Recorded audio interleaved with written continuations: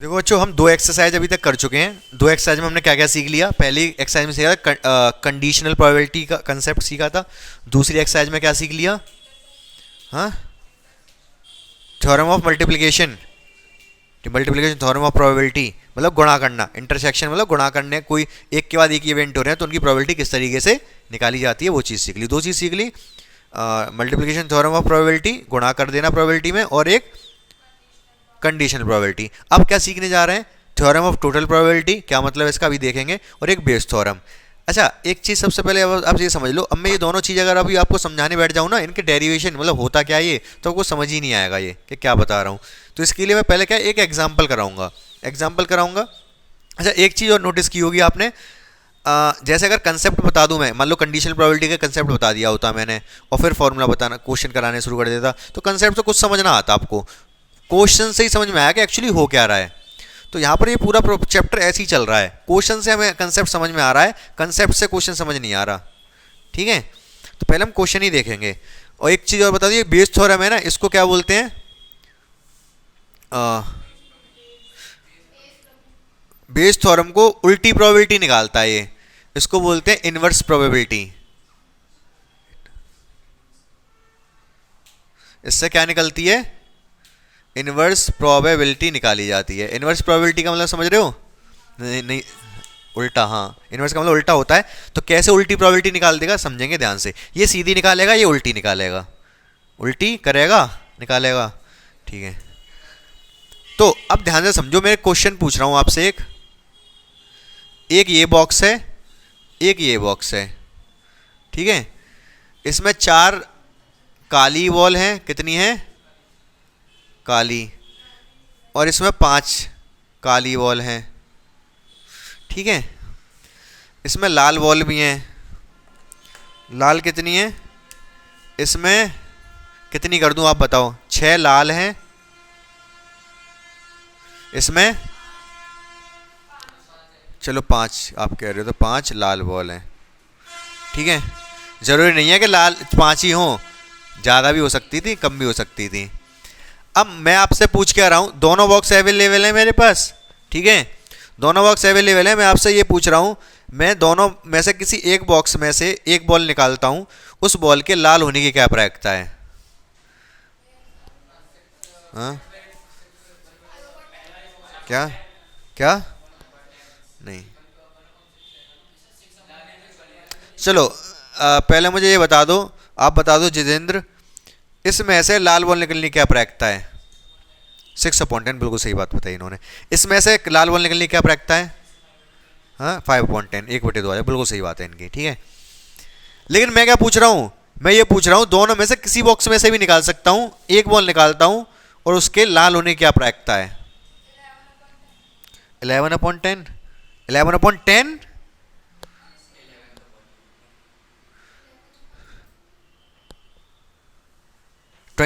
20 कहना चाह रहे हो? 11/20, 11/10 तो प्रोबेबिलिटी हो ही नहीं सकती, एक से ज़्यादा आ जाएगी। तो दो तरीके, एक दो तरीके क्या, जो तरीका सिखाना वही सिखाता हूँ मैं। तो ध्यान से समझना मेरी बात को। पहले ही हम ये देखेंगे हम डिब्बा कौन सा चूज करना है। इस डिब्बे को चूज होने की प्रोबेबिलिटी कितनी है? 1/2। आधी इसकी, आधी इसकी है। दो ही तो हैं, दो चॉइस हैं, आधी इसको भी चूज कर सकता हूँ, इसको भी चूज कर सकता हूँ। वो बात अलग है, अच्छा दिख रहा हो तो इसमें ज़्यादा प्रोबेबिलिटी चूज करनी है, अभी वो भी करूंगा मैं। तो पहली बात तो ये, इस वाले डिब्बे को चूज करने की प्रोबेबिलिटी कितनी है? 1/2।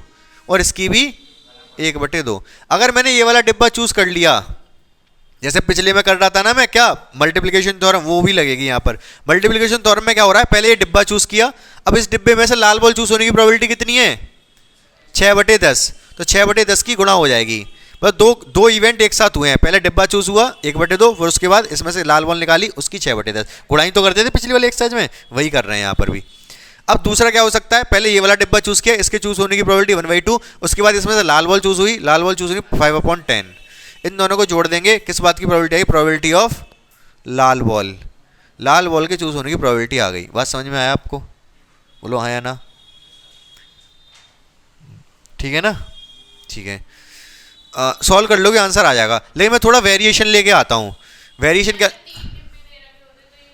1/3 हो जाती तीनों की। ठीक है, अब मैं ये कह रहा हूं ये डिब्बा मुझे थोड़ा अच्छा लग रहा है, इस पे क्या हो रहा है, कलर इस पे शेड हो रही है।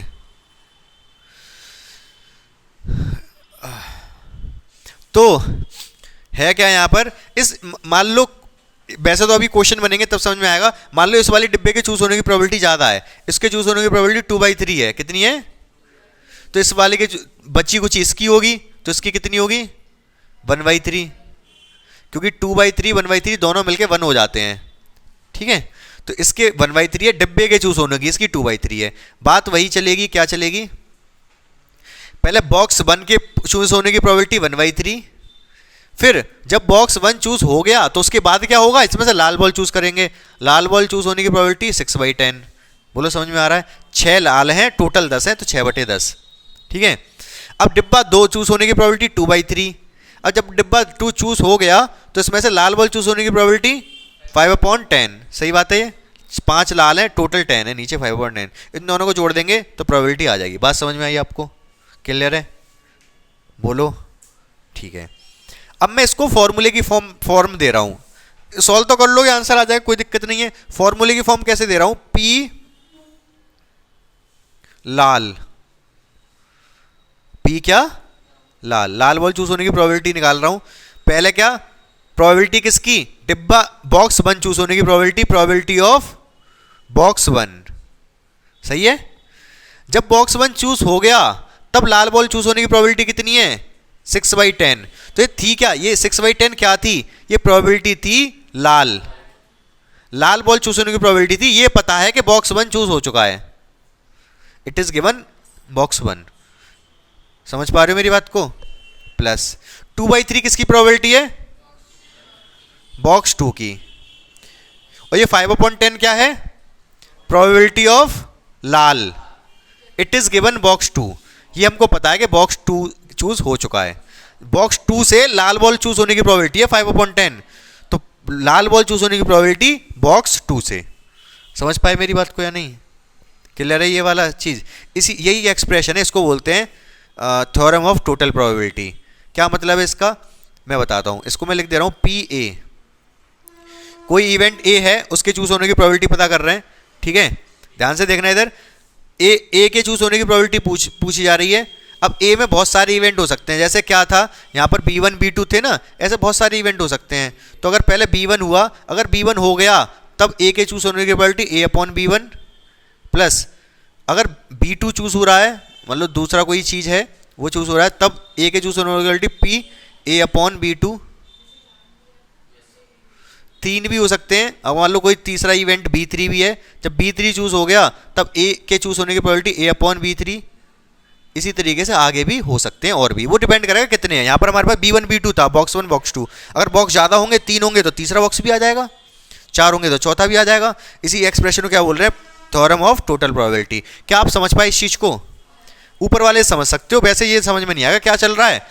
मैंने क्या बताया, बॉक्स 1 चूज हुआ, प्रोबेबिलिटी ऑफ बॉक्स 1, फिर लाल बॉल चूज होने, जब बॉक्स 1 चूज हो गया तो लाल बॉल चूज होने की प्रोबेबिलिटी, प्रोबेबिलिटी ऑफ लाल, लाल कौन सा है जो इधर था, लाल upon it is given B1, फिर प्रोबेबिलिटी ऑफ बॉक्स 2, फिर प्रोबेबिलिटी ऑफ लाल इट इज गिवन B2।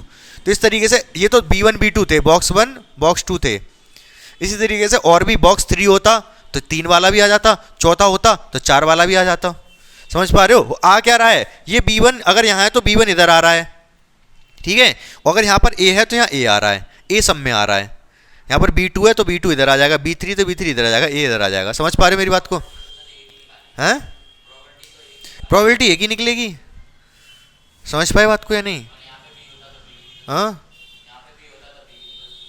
हाँ, वो तो देख लेंगे, अभी क्या करना है क्या नहीं बता दूंगा, वो तो अभी चेंज जो होते रहेंगे बताता रहूँगा। अब ये theorem of total probability, theorem समझाऊँ क्या है, क्या किस ये समझ तो आ गया आपको, थ्योरम क्या है वो भी हल्की फुल्की बता देता हूँ मैं। बहुत जल्दी से आप समझते जाओ, थ्योरम ऑफ टोटल प्रोबेबिलिटी क्या है। ये क्या है, एक कोई सैंपल स्पेस है, ठीक है, पूरा सैंपल स्पेस कुछ इवेंट्स में डिवाइडेड है, ठीक है, इवेंट्स का नाम क्या क्या है, B1 B2 B3 B4 B5, कितने भी बना लो फर्क नहीं पड़ेगा, ज़्यादा बना दिए मैंने। बाकी डॉट डॉट डॉट Bn, मतलब पूरा सैंपल स्पेस कुछ इवेंट एन इवेंट्स में डिवाइडेड है जिनके नाम है B1 B2 B3 B4 B5 up to Bn। समझ पा रहे हो? कैसे भी बना दो टेढ़े मेढ़े, वो तो मैंने ऐसी डिजाइन बना दी। ठीक है, एग्जाम्पल के तौर पे समझाता हूँ, नहीं तो आप समझ नहीं पाओगे। जैसे एक सैंपल स्पेस एस पास ए का है, उसमें क्या क्या आता है 1 2 3 4 5 6 ऐसे आता है ना। इस पूरे सैंपल स्पेस को मैं 3 इवेंट्स में डिवाइड कर दे रहा हूँ। B1 में क्या क्या आ गया 1 और 2, B2 में क्या क्या आ गया 3 और 4, B3 में क्या क्या आ गया 5 और 6। ठीक है, 3 इवेंट है, ये पूरा सैंपल स्पेस डिवाइड हो गया। अब एक इवेंट लूंगा मैं इसमें ए, क्या लूंगा ए, इस तरीके से। ये लाल वाला क्या है इवेंट ए है, तो जितने भी सब इसके अंदर आ रहे हैं एलिमेंट्स वो सब ए में आएंगे। तो यहाँ पर ए क्या ले लूंगा मैं, ए कुछ भी हो सकता है, ये तो सब अलग अलग हैं, म्यूचुअली एक्सक्लूसिव है। B1 B2 B3 mutually exclusive समझते हो, अपवर्जी है, मतलब कुछ भी कॉमन नहीं है। एक इवेंट ले लिया मैंने ए, हाँ अपवर्जी बोलते हैं। एक इवेंट ले लिया मैंने ए, जिसमें मैंने ले लिया मान लो क्या ले लूँ आप बताओ, 2 3 4 ले ले रहा हूँ, 2 3 4 इसमें भी आ गया, इसमें भी आ गया, इसमें तो नहीं आया, 5 ले लो इसमें।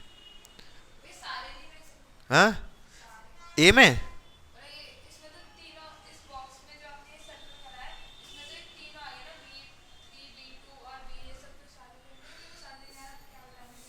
B1 में भी ले लो इसको, फर्क नहीं पड़ेगा, वो है नहीं है, कुछ नहीं बता रहा। अभी जो मैं क्वेश्चन करा रहा था ना वही चीज़ बता रहा हूँ, अलग नहीं है कुछ भी। उसको कोरिलेट करते रहना, जो क्वेश्चन बताया था मैंने। B1 में भी पहुँच गया ये, ठीक है, सब में पहुँच गया। तो एक इवेंट ए ऐसा है वो सब में है, मान लो सब में ना भी हो तो फर्क नहीं पड़ेगा। तो ये ए इवेंट है, ए B1 से भी कॉमन है, B2 से भी B3 से, और ये सब म्यूचुअली एक्सक्लूसिव है आपस में। ठीक है, लिखना पड़ेगा इसमें पहले थोड़ा, क्या लिखोगे, लेट, हिंदी में लिखना पड़ेगा माना B1 B2 B3 up to Bn अपवर्जी घटनाएं। सही लिखा है, अब सही है, अरे घटनाएं, अब सही है, ठीक है। अरे यार छोड़ो, B1 B2 B3 Bn अपवर्जी घटनाएं हैं, ठीक है। तब मैं कह सकता हूँ सैंपल स्पेस बोल लो चाहे यूनिवर्सल बोल लो, यूनिवर्सल क्या होगा V1 union B2 union B3 up to Bn। सही बात है, यहाँ तक कोई समस्या नहीं होगी आपको। अब ए को क्या लिख सकता हूँ मैं, ए को, ए इवेंट क्या है यहाँ पर,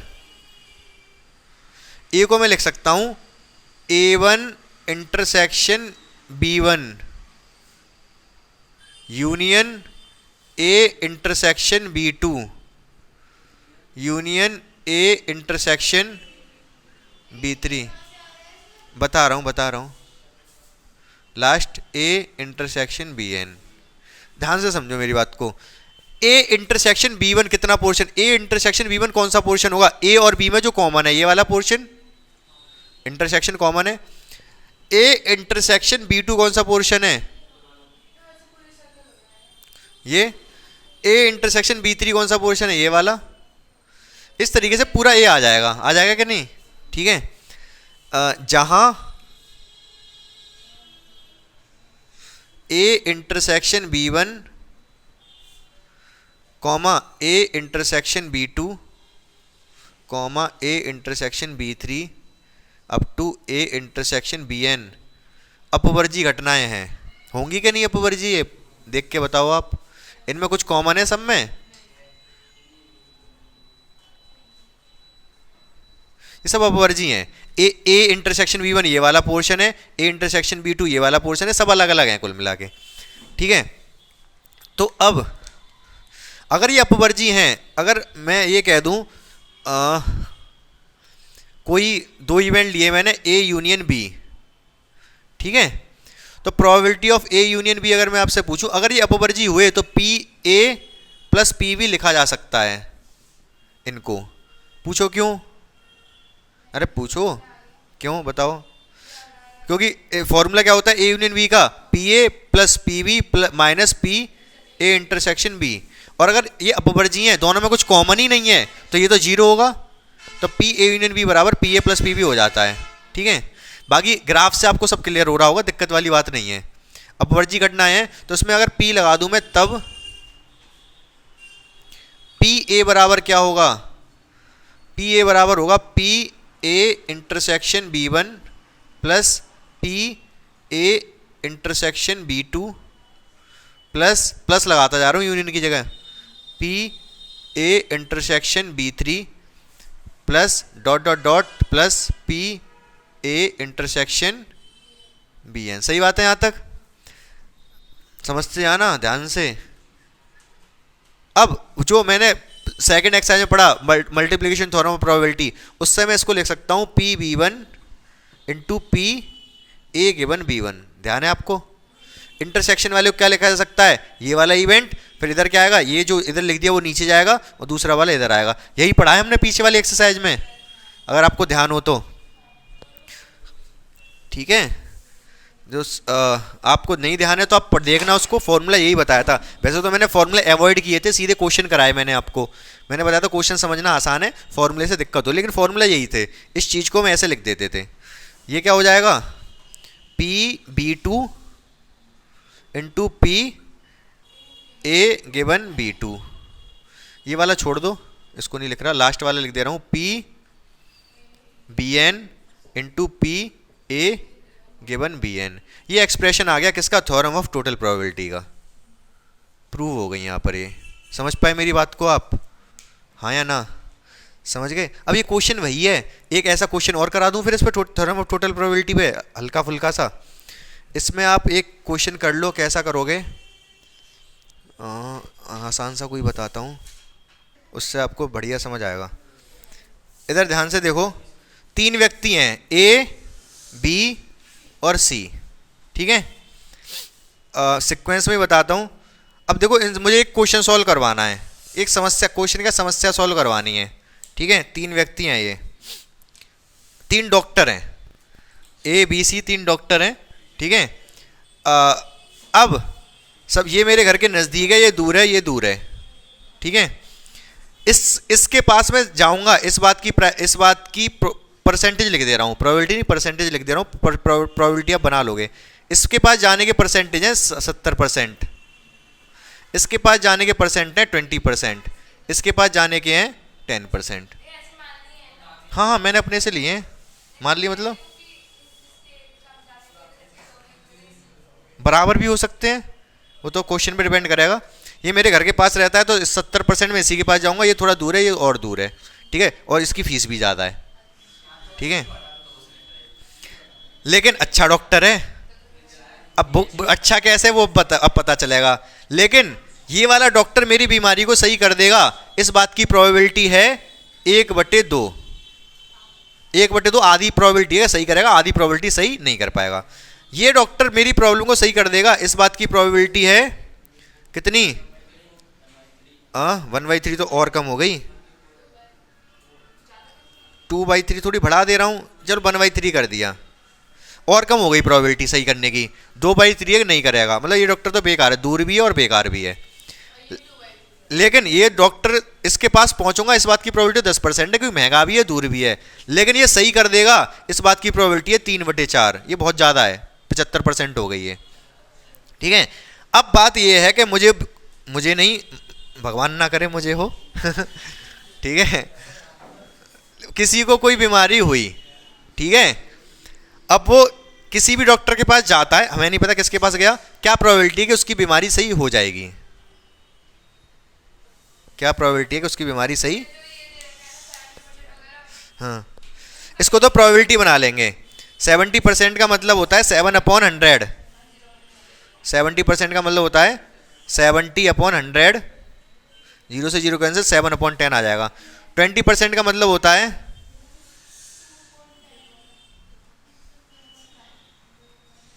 20 तो 1/5 आ जाएगा, ये सॉल्व कर लेना। 10% का मतलब 100, 10/100, 0 से 1/10, ठीक है। तो प्रोबेबिलिटी आ गई डॉक्टरों के पास जाने की, और डॉक्टरों के पास जाके सही होने की ये प्रोबेबिलिटी दे रखी है। अब इसको कैसे सॉल्व करेंगे, थ्योरम ऑफ टोटल प्रोबेबिलिटी लगाएंगे, यही वाला। हमें क्या करना है, हमें चाहिए भाई सही हो जाए हमारी बीमारी, तो क्या लिखूं, प्रोबेबिलिटी ऑफ क्या, BS। BS मतलब क्या लिखा दूं, BS मतलब बीमारी सही, ठीक है। हमें बीमारी सही की प्रोबेबिलिटी चाहिए। तो पहले पहले सबसे पहले हम क्या क्या करूंगा, पहले मैं डॉक्टर ए के पास जा सकता हूं। अगर मैं डॉक्टर ए के पास गया तो प्रोबेबिलिटी ऑफ ए, ठीक है। फिर इसके बाद गुणा होगी, अगर डॉक्टर ए के पास पहुंच गया मैं, पहले डॉक्टर के ए के पास जाने की प्रोबेबिलिटी, तो फिर प्रोबेबिलिटी ऑफ बीमारी सही, इट इज गिवन के ए के पास गया हूं, ठीक है। इसके बाद क्या होगा, प्रोबेबिलिटी ऑफ डॉक्टर बी के पास जाने की प्रोबेबिलिटी, फिर प्रोबेबिलिटी ऑफ बीमारी सही, इट इज गिवन के किसके पास गया हूं, बी के पास। फिर इसके बाद प्रोबेबिलिटी ऑफ डॉक्टर सी, फिर प्रोबेबिलिटी ऑफ बीमारी सही, इट इज गिवन सी के पास गया हूं, ठीक है। अब बस सॉल्व कर दो, यही है probability, theorem of total probability. A के पास जाने की प्रोबेबिलिटी 7/10, और फिर सही होने की, ए के पास गया तो सही होने की प्रोबेबिलिटी 1/2, मतलब ये वाली चीज़ क्या है, 1/2 है। प्रोबेबिलिटी ऑफ डॉक्टर बी के पास जाने की प्रोबेबिलिटी, फिर अगर डॉक्टर बी के पास गया तब सही होने की प्रोबेबिलिटी 1/3, ये कितना है 1/10, और इसके 3/4। सॉल्व कर लोगे आंसर आ जाएगा, समझ गए। यही है थ्योरम ऑफ टोटल प्रोबेबिलिटी, समझ में आई बहुत अच्छे से आपको, ठीक है ना। डेरिवेशन भी करवा दिया, एक और क्वेश्चन भी करवा दिया अभी, लेकिन ये तो ट्रेलर है, अभी बेस थ्योरम बाकी है। क्वेश्चन इस पे कम है, बेस थ्योरम पे ज़्यादा है एक्सरसाइज में। और बेस थ्योरम क्या, अच्छा बेस थ्योरम हल्का सा बता दूं, कितना टाइम हो गया, बेस थ्योरम बस बता दे रहा हूं होती क्या है, ठीक है। बेस थ्योरम में क्या होगा, इनवर्स प्रोबेबिलिटी। इनवर्स प्रोबेबिलिटी क्या है, वो ये कहेगा कि, इसी क्वेश्चन को ले रहा हूं कि हम डॉक्टर के पास गए और बीमारी सही हो गई, ये पता है कि बीमारी सही हो गई, पहले से ही पता है। प्रोबेबिलिटी पूछेगा कि क्या प्रोबेबिलिटी है कि डॉक्टर बी के पास गए थे, ये बात हमको पता है कि बीमारी सही हो गई, क्या प्रोबेबिलिटी है कि डॉक्टर बी के पास गए थे। हाँ किसी के पास भी पूछ सकता है, ये इनवर्स प्रोबेबिलिटी हो जाएगी। मतलब पता है क्या पूछेगा हमसे, वो probability of doctor B, it is given बीमारी सही, हाँ बीमारी सही हो चुकी है, ठीक है, ये गिवन है कि बीमारी सही हो चुकी है, क्या प्रोबेबिलिटी है कि डॉक्टर बी के पास गए थे, ठीक है। 3 चीज हो सकती है, और ये हो सकता है क्या प्रोबेबिलिटी की बीमारी सही, कि बीमारी तो सही हो गई, क्या प्रोबेबिलिटी के ए के पास गए थे, समझ रहे हो, ऐसी सी के पास, ठीक है। ये है इनवर्स प्रोबेबिलिटी, इसको कल समझेंगे हम, ठीक है।